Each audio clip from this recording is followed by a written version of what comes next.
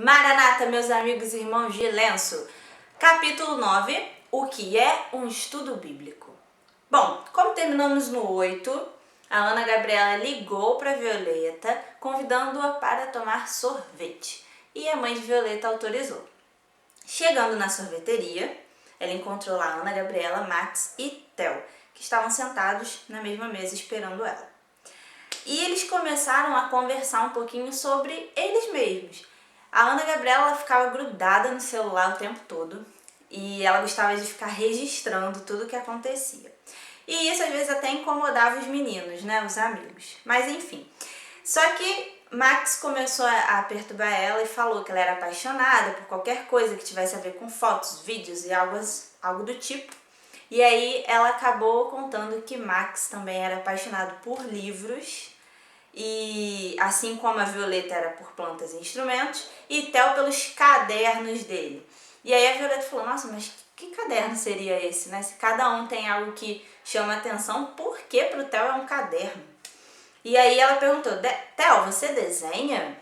E todo mundo começou a rir, porque não era bem sobre isso que falavam os cadernos dele. Na verdade, o Theo, ele gostava muito de arquitetura e guardava os projetos dele em algumas pastas. E ele tinha também cadernos de idiomas, porque ele era poliglota. E Violeta ficou super impressionada. Ele falava inglês, espanhol, francês e estava terminando o curso de italiano. Olha que legal. Enfim, e o Max, a Ana Gabriela começaram a falar de livros. O Max era apaixonado por livros. E a Ana Gabriela começou a falar que gostava muito de livros cristãos e histórias verídicas.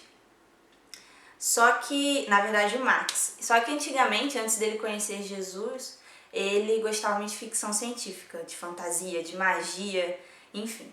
E aí ele falou, isso era antigamente. Eu agora gosto de livros cristãos, né?